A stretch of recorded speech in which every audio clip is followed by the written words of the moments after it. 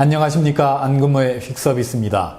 뉴욕 증시가 이틀째 하락했습니다. 금리 급등세로 인한 압박이 계속됐습니다. 뉴욕 증시를 대표하는 S&P 500입니다. 갭 하락 이후 낙폭을 키워서 장중 최저가 부근에서 거래를 마쳤습니다.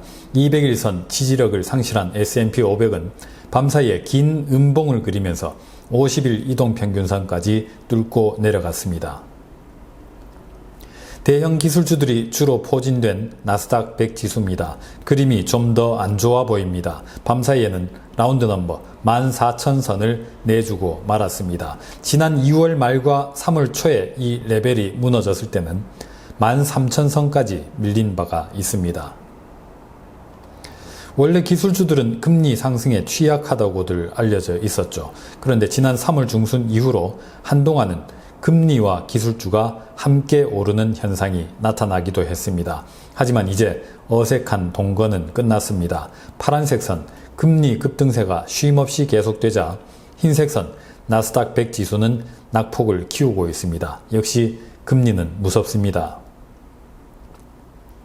비슷한 맥락입니다. 파란색 선 국채시장의 공포지수가 이렇게 뛰는데 흰색 선 주식시장의 공포는 낮게 깔려있는 게 말이 되느냐 이런 지적이 있었죠.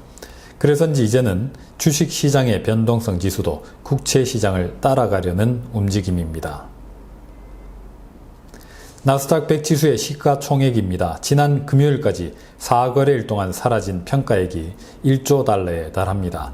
작년 3월 바이든 행정부가 추가로 실시했던 재정부양책, 그래서 이번 인플레이션의 씨앗이 됐던 그 예산이 1조 9천억 달러였습니다.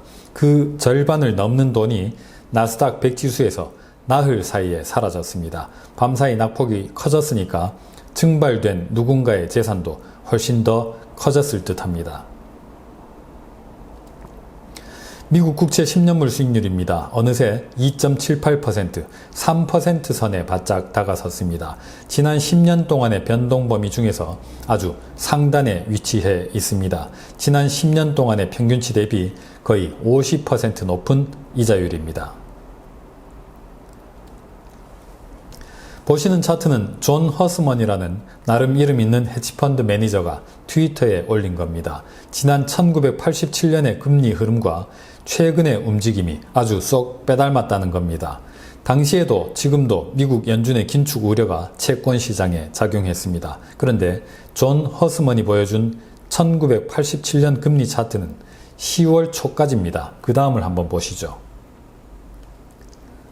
1987년 가파르게 솟아오르던 미국채 10년물 수익률은 10월 중순에 급작스럽게 부러지고 말았습니다. 10%를 넘었던 금리가 순식간에 8%대로 떨어졌습니다. 무슨 일이 있었던 걸까요? 1987년의 S&P 500 지수입니다. 320을 넘나들던 지수가 10월 중순 들어서 200포인트 부근으로 폭락했습니다. 블랙 먼데이입니다. 연준의 긴축적 태도를 주도하는 인물 가운데 하나죠. 크리스토퍼 월러 이사가 밤사이에 이런 말을 했습니다. 완력을 사용하다 보면은 부수적인 피해가 발생하곤 한다. 그런 일이 최소화하도록 노력하겠지만은 아주 맞춤형 정책을 펼칠 수는 없다고 말했습니다.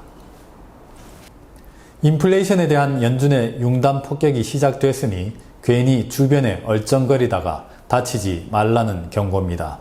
표현이 좀 노골적이죠. 오늘은 여기서 마치겠습니다. 감사합니다.